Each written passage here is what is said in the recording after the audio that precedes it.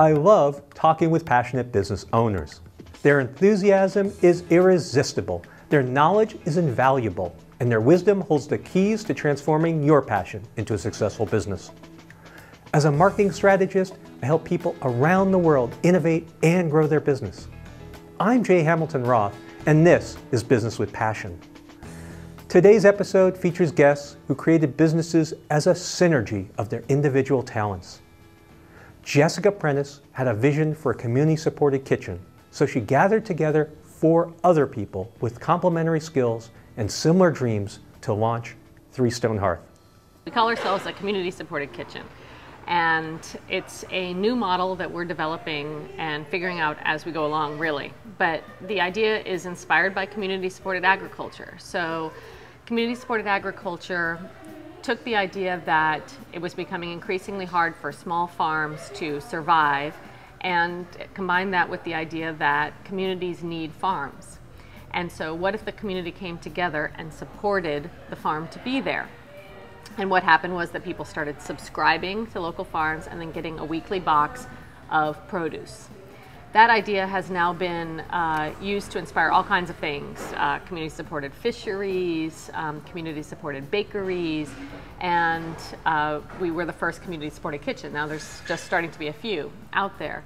And the way that we work basically is we purchase produce and meat and eggs from small local farms, and then we prepare them into meals or prepared foods. Basically, we process them, but we process them following traditional food processing approaches, not factory food processing approaches. So what we're really looking at in this business is there a sustainable way to prepare and process food on a community scale? So that's not a corporate scale and also not a home scale. And I think a home scale is great, and I fully encourage people to cook, but there are lots of people for whom the home scale is either it's too hard, they don't know how to do it, it's too time consuming, they're too busy, or it's too isolating. For a lot of people, they want to cook in community. And so we are sort of meeting many needs or solving for pattern in this business of offering a place where they can come and cook in community with other people. So volunteers, apprentices come here and they cook with us. And I think that satisfies a very sort of ancient need for us to be around a hearth together, cooking together, many hands making something together. I'm leading the apprenticeship program, the internship program, and then I do work with the volunteers. And so I try and do as much training as I can, get people really established on the best method to do something, and just keep that flow going so that we can have consistent product even though we have different people all the time. And so I'm teaching, training, refining constantly, and I like that. That suits me. I've had my own market research business in the past, and I'm not shy to reach out to people who can help us, and investors and expert help, stuff like that. In terms of food preparation, I'm the beverage guy. The kombucha and the kvass and the flavored kombuchas I'm very proud of, and they're coming out really good. We actually did really well with lacto-fermented beverages. I've done a huge amount of menu planning, a huge amount of recipe writing, and a huge amount of cooking. Now I'm actually focusing on marketing, and I like to think that I'm focused on the big picture and coming up with systems that solve problems that are systemic. My part here is to manage the customer accounts and the finances for the company. So I coordinate with the accountants, and I make sure that every customer accounts are in line, and I answer their questions about anything that's financial relating to this business. I am responsible for all the volunteers, getting volunteers in and scheduling them, sending out applications, staying on top of the schedule, because what ends up happening is if they don't show up, you'll have a kitchen manager who has no staff. I also handle the inventory, So I'm on top of inventory here. I work a lot with scheduling. I oversee the packers who are packing all of our delivery orders. I pretty much handle the management of them. I'm a kitchen manager on Sundays. The idea for a community-supported kitchen is actually something I was thinking about for a number of years before getting together with this group of people, and I kept sort of fantasizing about it and talking about it. The genesis for it actually was more around the idea of community in kitchen, and then as I became more familiar with the Weston Price traditional diets information, the more it felt to me like there was really this need for producing and processing these foods on a larger scale than just the home scale. And actually, interestingly enough, the book that I wrote, Full Moon Feast, was published by Chelsea Green, and I met the publisher at Chelsea Green through the idea of a CSK. When I was working on the book, I was doing a writing residency with a guy who was writing about small businesses and was really passionate about small businesses being the way to save the world. And I said, well, I have a business idea. And he said, well, what is it? And I was all shy, but I spit it out. You know, this is this community-supported kitchen thing I've been thinking about. And he's like, it's a great idea. Why don't you do it? And I said, well, it's just an idea. It's just a fantasy. He's like, do it. You know, stop thinking about it. Do it. How long have you been thinking about it? I'm like, 5 years. Like, do it. So that was the first thing that kind of made it somebody saying it actually could and should be done. I had met her while working at the center. We did some catering together. The center was putting on events that brought different foundations or different food organizations, local farmers, teachers together, and they decided they wanted to sort of model the kind of food that they would like to see in schools and like people to be eating. So Jessica had met the director at the center, Zenobia, and Zenobia thought that she and I would get along really well, and we did. We became friends. We started working more events together at the center.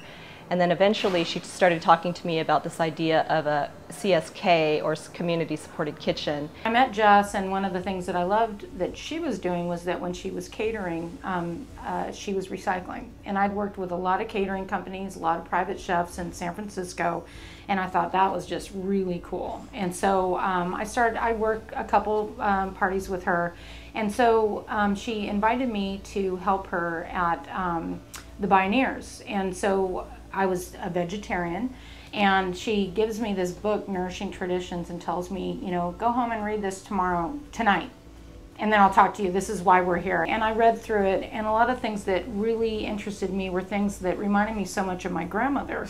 You know, the baking from scratch, and you know, just things that were really very near and dear to my heart, and it really resonated with me. I had been talking to Misa about it, I think maybe to Catherine.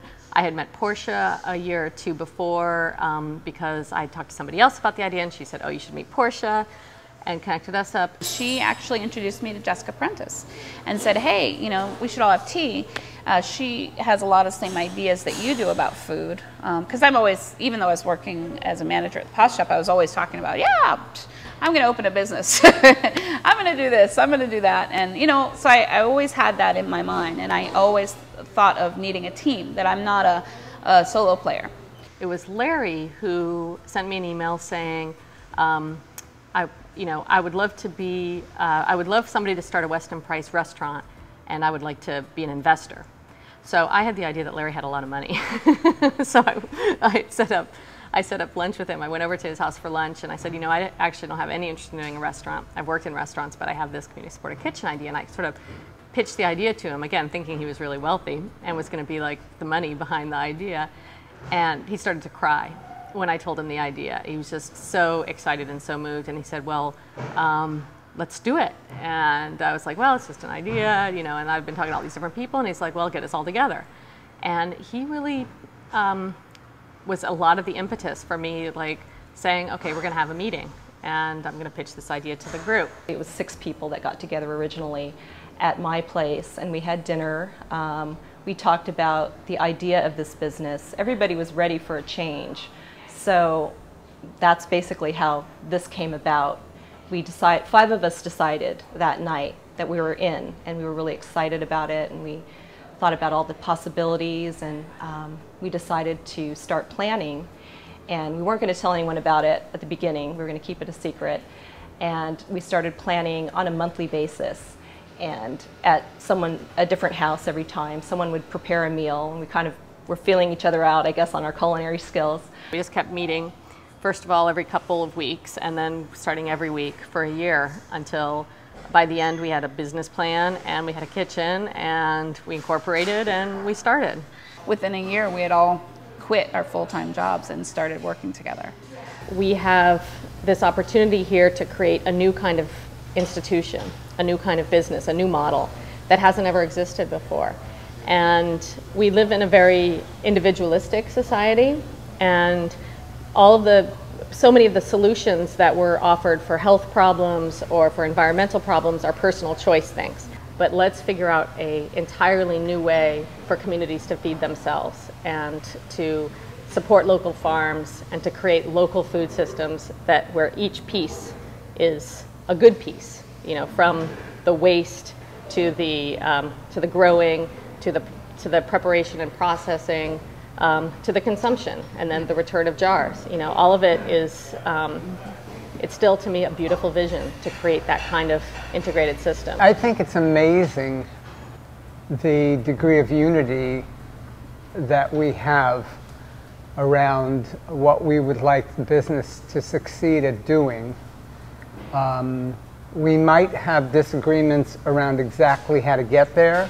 We've structured our business so that we have a forum where we can bring up issues. So we have a weekly meeting, and we recognized at one point that the meetings weren't going very well. Yeah. Sometimes they would erupt into arguments and knockdown dragouts, and I think we were understanding that wasn't the most effective way to communicate. So we decided to bring in people who could help us structure things so that we could stay on point, bring the issues back into focus. And I think that was a really important thing, because we have 5 differing voices, and we do have that common goal and mission and vision. And so we have to always be brought back to that center. But I always say that I'm the introvert and I have 4 extroverts for partners, and so sometimes I have to raise my hand so that I can talk. Because my timing is not good. It's kind of like in Jeopardy, where you can't, the answer, but you can't press the button fast enough. Right. It's kind of like that. So. And then those of us who are a little bit more outspoken, they have to learn to shut up.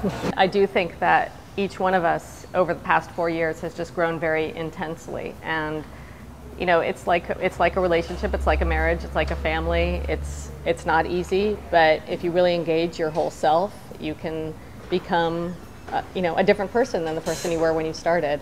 And I think all of us, like everybody has said, we just have grown so much, and we continue to grow so much.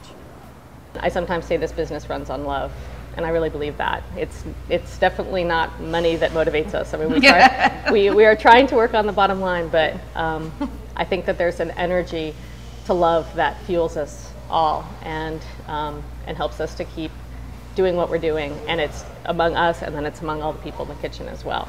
And so that's pretty amazing to witness daily. For me, the key strategic insights of Stone Hearth's success are: first, Jessica Prentice had the vision to combine food and community and can inspire others. Next, by organizing the company as a cooperative, it flattened the business hierarchy and empowered equal responsibility and reward. Lastly, the big goal is to build a sustainable model that can be replicated by others. My next guest, Three for All, shared a dream of working together, so they formed a theatrical improvisational troupe in 1996. Their unique style of improv attracts rave reviews, and they regularly play to sold-out houses worldwide. Our initial goal in starting Three for All was not to make money. It was for the 3 of us to be able to work together consistently. And we accomplished that. We got that, and people dug it. When we started, we didn't know exactly what we were going to do, except that there was going to be the 3 of us. And we went into rehearsal workshop to find out what we could do. And we discovered pretty quickly that we could do a lot with just the 3 of us. There's a lot of definitions of improv. One is that it's all made up, so you don't bring in pre-existing plot or characters to the situation, at least the way we approach it. But I think, Rafe, it might have been you who said, it was one of my favorite definitions of improv, because it's so simple in a way, which is be somebody who is somewhere. So you create some character that's in some relationship with the other characters, and you're somewhere, and that's your starting point. And then whatever else happens, who knows? You know, the rest of it is found, but it is somebody who's somewhere. And I think in terms of the way we approach it, our subject matter is anything that's ever happened in the history of the world to anybody, or anything that might have happened. So it's an enormous subject matter, but our job, in fact, is really very specific initially, just to be somebody who's someone. What I love about improv is that you get to use everything you know, everything you've ever learned, everything you've imagined. You get to be the writer, the actor, the director in the moment. For the last 20 years or so, my career has been focused on improv, although I've done some other things, but that's the main thing. So here at BATS Improv, I was artistic director for a few years. I'm also a teacher. I taught down at Stanford with ACT, and I teach privately. So it's where I make my money as an improv teacher. There's something very exciting about teaching. For one thing, you get to encounter all this new talent. To be honest, both Stephen and Tim were my students. So I got a chance to work with them when they were just beginning. And my goal as a teacher is not to create perpetual students, but I'm actually trying to create colleagues. I'm trying to give a handout, like, here's what I know, come on, let's do this together. Let me make you my peer, and let me pour as much information into your head as I possibly can in the shortest amount of time it takes. So I've been very lucky in that I do what I love to do, and I do it with people I love to do with, and I also learn things as an improviser through teaching. So I'm constantly learning and constantly teaching. So it's a great cycle. I also produce and direct my own shows. There's a couple formats that I've come up with. One is called Double Feature. It's 2 improvised movies which unfold simultaneously. I don't know if there's any other time that I feel as alive as I do on an improv stage. Everything counts, every moment, and you are sharing that moment with your fellow players, often whom you love. So it is the best of life in a way, where you're doing exactly what you love with people you love, and people are watching it and they're loving it. So it's a wonderful craft, and it's a wonderful thing to do, and especially for somebody who was shy, to actually work through that and get to the other side is very fulfilling and most delightful. People rehearse in very different ways. I think I like what we've done rehearsal-wise.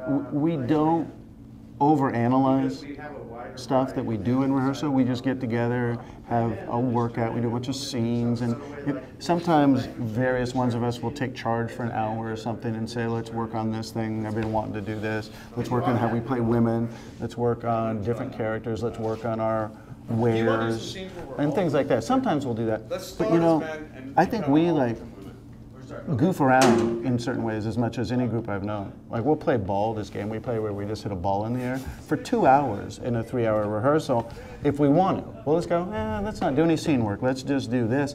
And I think, personally, our affinity for that, well, I don't know which came first, the chicken or the egg, but we really like to be physical on stage and very, very just physical with each other and with the environment. And I think just playing ball and stuff has really helped us and not get too, I see some groups, we all teach, and you work with some groups and you see groups in rehearsal that just talk about every scene that they've just done for 20 minutes. Oh, we could have done this, we could have done that. And I think we're all like, you know, let's not work that way. So it's just practicing skills, having fun together. I've been making my living acting, I guess about 13 years now, but the improvisational side of it is something that I am eager to pursue even more and make more things happen. The reason I do improv is I really love the humorous situations without trying to be funny. I like to act and pretend I'm other people, so that's really fun. I like the collaborative nature of it. I've never been a huge fan of one-person shows and things. I like theater to be more interactive, so I like having to do it with other people and relying on their skills as well as mine to make it happen. Improv is very different from other acting pursuits in that you have to be interested in every aspect of it because you never know what you're going to be asked to do. You know, I as Tim Orr am not going to get cast by a director as a 20-year-old blonde woman very often anymore. But in an improv show, I might have to play a blonde young ingenue every night. So my range has to be enormous as a character, and my knowledge of history and things like that has to be as big as I can possibly make it. I myself, as a teacher more than a performer, am really interested in certain aspects of improvisation. How to create very concrete wares and how to execute action within all kinds of environments on the improv stage, and I teach that stuff. But as a performer, you just strive as an improviser just to get better in some aspect all the time. Because you can never, like Rafe said it earlier, you can never be as good as you want to be. It's just too much you have to do at all times. So that is the great thing about improv as a performer. I've been doing it 21 years now, and I feel like I just started in some ways. You know, I just scratching the surface. This is a good example, I think, of a scene that's nice and slow and not much happens, but it just seems real in some way. I'm going to buy it. That's Park Place. I'm going to buy Park Place. That's the moment where you wait to see what's actually going on. And Tim established that it's Monopoly. And that we're older. Yeah. Well, we're husband and wife, right? Yeah. Grandparents to Steve? No, parents. Parents, that's right. We don't see you as often as we like to. We love you being the banker. Very quickly, things start to go into place. Like, okay, Monopoly is an offer, okay. I don't see them very much, so it's starting to, their characters are just sort of getting set, and then you can feel it starts to... Takes off on the slowness. There's a slow thing that happens, and we all see just how damn slow it is. Right. You know what your character wants. Picking up the dice and the rolling. Yeah, you can just grab them. Use a little sanitizer between each. He's going to put some sanitizer on. That's a great offer. I also made the choice in the moment to have a really good relationship with you as my husband. Yeah, that we're not arguing. Yeah, we're not arguing, that we find each other delightful. In some ways, see, there we're kissing. Yeah. Aww. Steven's the odd man out, and now I've decided to just shake those dice for the longest time. One thing I think we do really, what's that? Oh, the shaking goes on forever and ever. Yes, that's one of the things as a performer, you see how long you can do it. Yeah. One thing that I think we do, I love the way we do it, and I think we do it really well, is start scenes. We get right in the middle of something, and we don't worry about it. You know, we're not concerned that we're right in the middle, because we try to make things clear to each other right away, so the scene takes off. So now the slowest person, which is my husband, Tim, is going to get the dice, but no, he's got it for him. And Walker. Yeah. Your brain does funny things, like right in the middle of that walk with the walker, I was very acutely aware for just a second that I was walking just like Tim Conway's old man. Your brain just does that yeah, stuff to you. it'll alert you. It gives you a little image or a little thought. I go, this is just like Tim Conway, that little shuffle of the feet. And then you go, oh, well, forget about it, who cares? Yeah. You don't do it because you think of it, but... It almost makes you want to stop doing it. Yeah. But you think you've already started it, so it's all right, you continue. Exactly. That was a moment where I remember pushing myself. I wanted to put the drink cabinet or wherever it was in a different place on stage. I'll sometimes go to my usual places, and I put it right on that wall for some reason, just because I thought, I just want to, shake things out. Right. The stage we're watching here, by the way, is this stage, just set a little differently. The music just changed everything. Look, how's she go? Sweet music.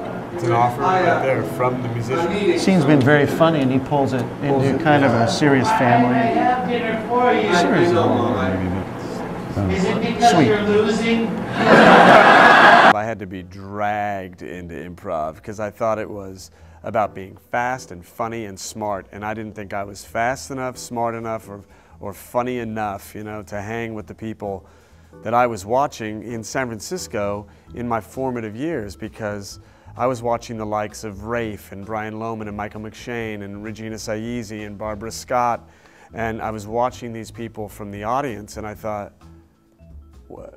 not only what's the point, but I actually quit. I remember seeing Pulp Playhouse for the first time, and I quit. And I had to sort of be talked back into it. I'm always scared before a show. But now, I realize that the last light before the theater on a night that we were like sold out and people have worked hard all week and they're coming here for us to put on a show, and we have nothing prepared. At that last second, as I'm in near panic, I remember, oh yeah, all I have to do is listen to Tim and Rafe. Just listen and just go with them. And even if I have nothing, they'll have something. You know, just something, anything at all, even if it's just that. And right now, I'm in LA and I've been fortunate enough to do motion pictures. I just finished a movie for Robert Zemeckis, all motion capture animation. And I've been working at DreamWorks, also another byproduct of improvisation, because a former student of mine brought me in to work on Kung Fu Panda with a particular actor who was improvising a lot. So I've done that, and I teach at Cirque du Soleil on occasion. Dan O'Connor and I teach improvisation to the acrobats. The clowns know the improv. My Los Angeles group is Impro Theater, which is headed by Dan, who started Bay Area Theatresports here, working with world-class improvisers in that group. I mean, really just amazing. I'm constantly being humbled. Come see the shows. Come see us work and tell people about us if you like our work, because that's really our mission. You know, we want to just get more and more people aware of our work, and we want to just do more and more shows for more and more people, and just keep working, and so that we all can sort of discover it together. You know, there's just so much left to be discovered, and we just want everybody along for the ride, because they always are every show anyway. They're just as surprised as we are, you know. I think we're at times more surprised than anyone at what's going on. I see the key strategic insights of 3-for-All success as, first, each of the team had strong skills, a yearning to explore, and desire to work together consistently. Next, by pushing the limits of their craft, they are both delighting audiences and themselves. Lastly, by also working separately as teachers and performers, they keep infusing their business with new skills. Today's guests, by working in synergy, were able to leverage each other's strengths to build businesses that nourish themselves and delight their customers. I hope that this episode has given you many good ideas for increasing your business with passion.